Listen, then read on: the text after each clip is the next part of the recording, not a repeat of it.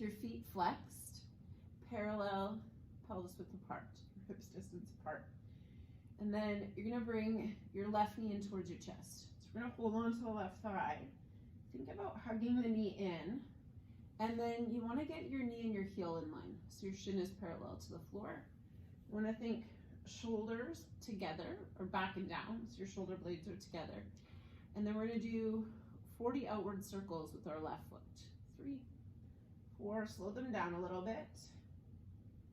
You wanna watch that the rotation of the ankle is not moving the whole leg. It's 10, 11, 12, 13, 14, 15. There might be clicks and cracks. That's okay. 21, 22, 23, 24, 25, 26, 27, 28, 29, 30. We might be able to feel burning in the leg now. 3, 4, 5, 36, 37, 38, 39, 40. Now go the other way. One direction will be a little bit easier than the other. It's totally normal. 7, 8, 9, 10. Bottom leg is working hard. Stays flexed. 18, 19, 20, 21, 22, 23, 24, 25, 26, 27, 28, 29, 30, 31, 32, 33, 34, 35, 40 is going to feel like a lot. 38, 39, 40. Now we're pointing and flexing. Use your toes as much as you can. We're just doing 20 of these. 4, 5, 6, 7, 8, 9, 10, 11, 12, 13, 14, 15, 16, 17, 18, 19, 20. So it's never get easier. So you're gonna switch sides. So right foot in, right and left side are gonna feel different. You're gonna have different mobility in the hips, different mobility in the foot, that's okay. We're starting with the outward circle. You might notice you have more motor control on one side. 6, 7, 8, 9, 10. Again, watch that the movement of the foot doesn't move the whole hip, the whole leg. 16, 17, 18, 19, 20, 21, 22, 23, 24, 5, 26, 27, 28, 29, 30, 31, 32, 33, 34, 35, 36, 37, 38, 39, 40. Go the other way. Foot circles are a great exercise. If you only did one exercise every day, this would be a good one to do. 9, 10, 11, 12, 13, 14, 15, 16, 17, 18, 19, 20. Why are they good? We don't use our feet as much as we should. We don't use our ankles as much as we should. And so this just helps to maintain and regain mobility in the foot. Just 10 more. 1, 2, 3, 4, 5, 6, 7, 8, 9, 10. Oh, those are hard. Points and flexes. 2, 3, 4, 5, 6, 7, 8, 9, 10, 11, 12, 13, 14, 15, 16, 17, 18, 19, 20. Now, place both foot soles on the floor. Move your feet about as wide as your mat. And then it's knee drops. We're gonna go left to right 20 times. Try and keep your ribs still a little bit. You can go as slow or as fast as works for you. This is a good one in terms of hip range of motion. So you're gonna notice some of us, our feet are gonna wanna turn out, try and keep them parallel. Some of us, your feet are gonna start to walk closer together, and that's a sign that your hips don't really love this movement. You wanna monitor that, because the closer your feet get together, the more it's coming from the back or the waist. And we want the majority, like obviously that's gonna happen a little bit, but we want the majority of the movement coming from the hip joint.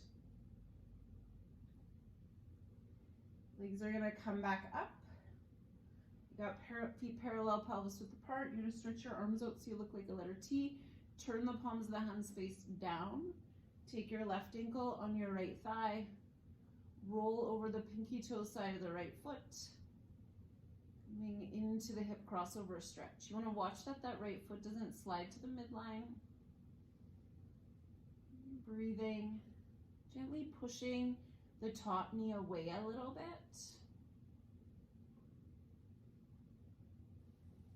I'm gonna hang out here for a minute.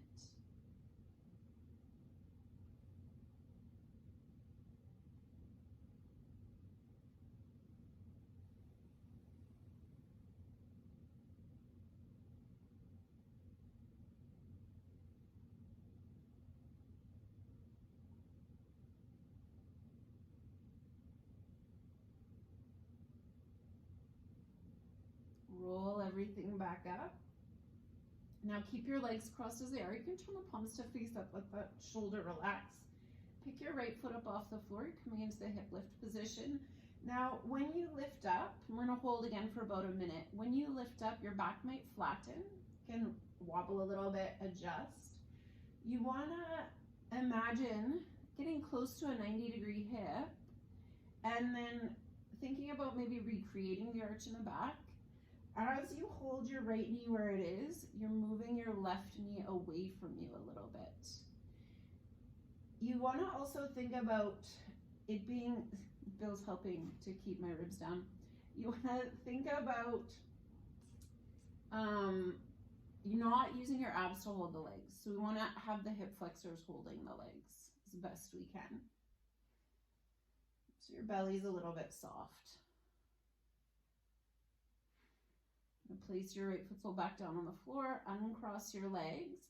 You're gonna cross the other way. So right ankle left side, arms are out shoulder height. You're gonna turn the palms of your hands to face down. Roll over the pinky toe side of your left foot, bringing your left thigh to the floor, maybe right foot sole to the floor. And there's this tendency for the right foot to sickle a little bit. If you get your right foot to the floor, you could think about turning the foot out a little bit. And encourage that right knee to move away from you. You're going to keep your right shoulder on the floor. We might turn the face to look away from the legs. And again, we're hanging out here in the hip crossover stretch for about a minute. Just breathing.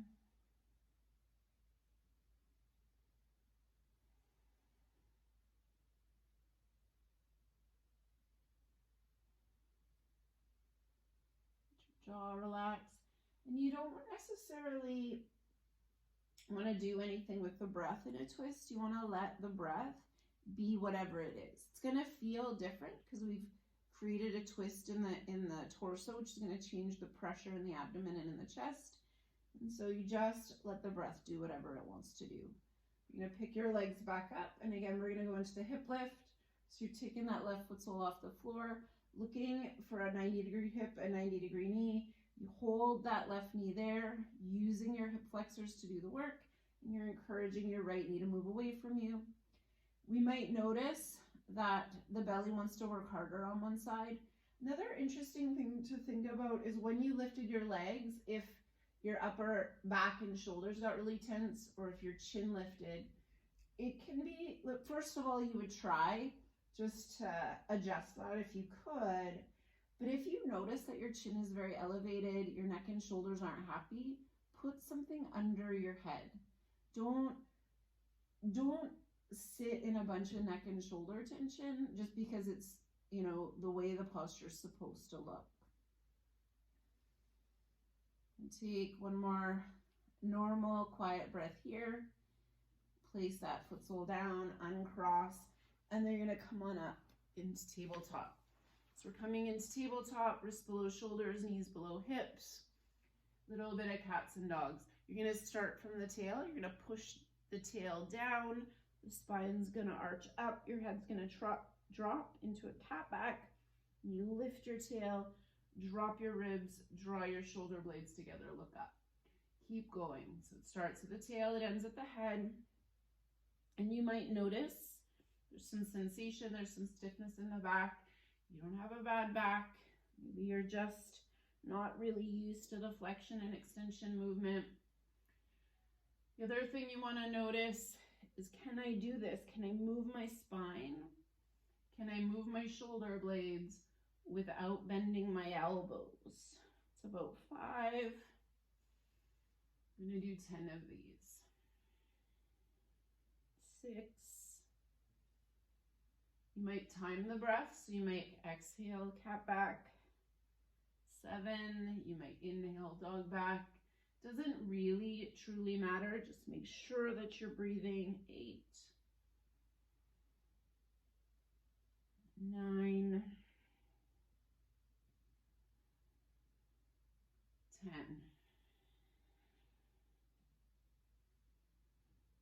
You're gonna come back through center. You're gonna roll onto, let's say, your left side, whatever side works. You're gonna find 90-degree hips, 90-degree knees. Left hand is gonna hold right knee. You're gonna think about keeping your knees, if they're like as if there was a little imaginary wall there, pressing into that wall. You're also gonna think about your hips pressing into the floor. If your head doesn't happily relax to the floor, put something underneath it. Again, find a little support. Keeping your knees where they are, you're gonna reach your right arm up, straight back behind you, and your face is gonna follow your arm. So we're gonna hang out here in the upper spinal floor twist, again for about a minute. As in the other twist, we're gonna notice breathing change, and we've created some tension in the torso. So you're gonna let your breath do whatever it wants to do. And for those of you maybe with back pain, you're gonna find that this hurts in your low back. And what that could be is not that you have a bad back, it's that your rib cage is not directly over your pelvis. So you'd come out of it, scooch your rib cage back so that your ribs are directly over your pelvis, and then start again. And you might find that that lets go of some of the sensation in the back. Just breathing. I like to think about the breath, the place where my rib cage turns into my waist.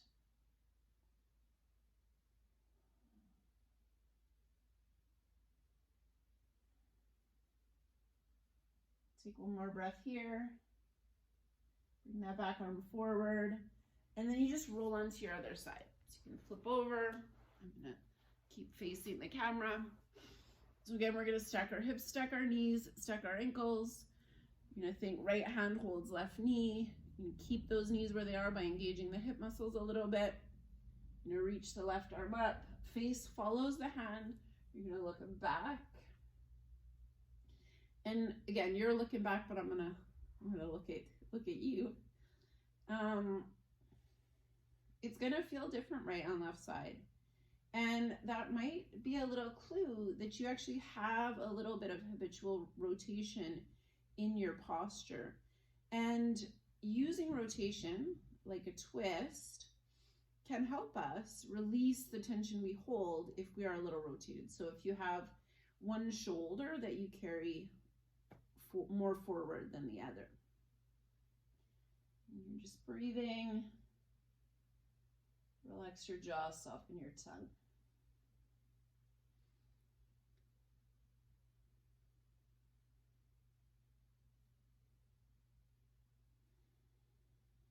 Take one more breath here. Bring that back arm forward. Roll yourself up again into tabletop.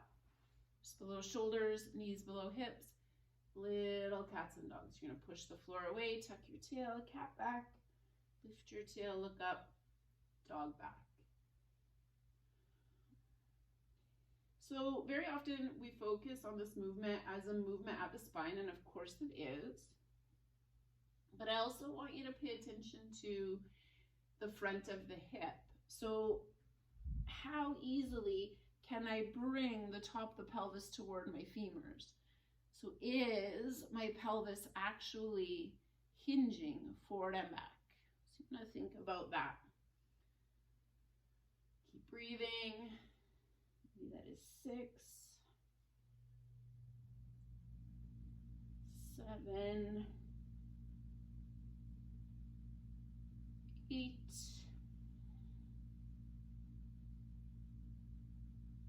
9, 10. Cats and dogs, again, are a really good exercise. They're something you can do pretty easily every single day. So from a cat and a dog, you're now going to come up onto your knees and you're going to bring one leg forward. So I've got my left foot forward. Your left heel is going to be slightly forward of your knee.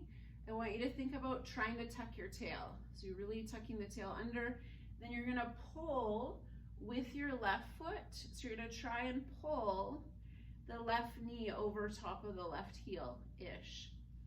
What you don't want happening is this. So you don't want to be creating a big, deep back bend. Not that there's anything wrong with the back bend. And what we're trying to do is find a little stretch in the front of the right hip. So keeping your ribs down over the pelvis is going to help create a little more stretch.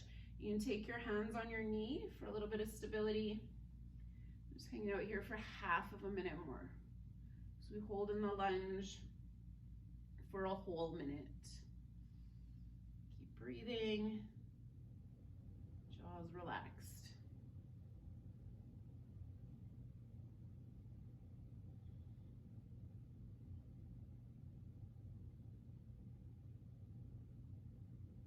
Take one more breath here, and you're gonna switch sides. You'll notice I'm near the wall. You might choose to be near the wall as well. Just gonna help with balance. So again, right foot's gonna start slightly forward. We're gonna tuck the tail, try and flatten out the front of that left hip, and then you're pulling forward. As you pull forward with the right leg, keep your ribs down, keep your tail tucked. Again, if you've got your balance, hands might come on your knee. Kind of push back a little bit. Breathing.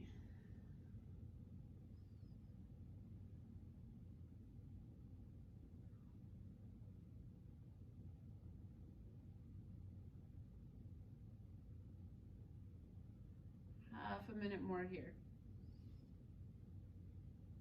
Again, this short little video is full of exercises that are great to do every single day.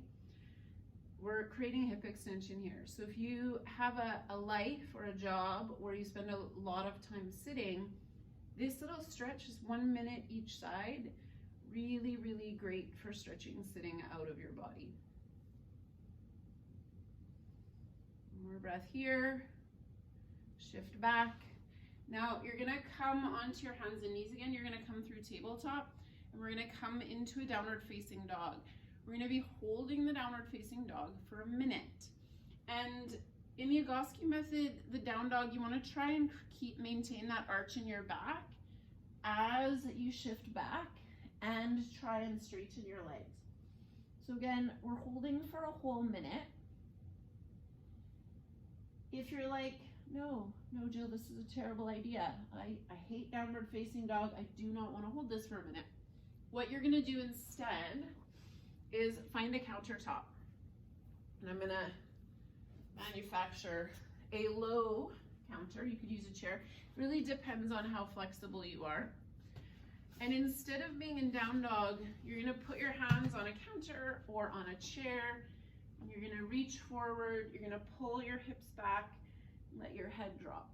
So again, that's just less load for the wrists, less work for the shoulders, but you can see it's the exact same shape. You're just holding here, trying to cultivate a little arch in the back. So again, we're getting the pelvis tipping forward. Just Hang out here another half a minute. If you're still in your down dog, you can be done. That was probably about a minute.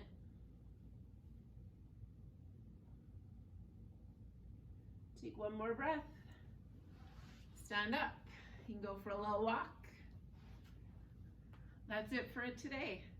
Again, this particular video today, full of exercises you could easily do every day just to maintain your alignment. Thanks for joining me. Have a good one.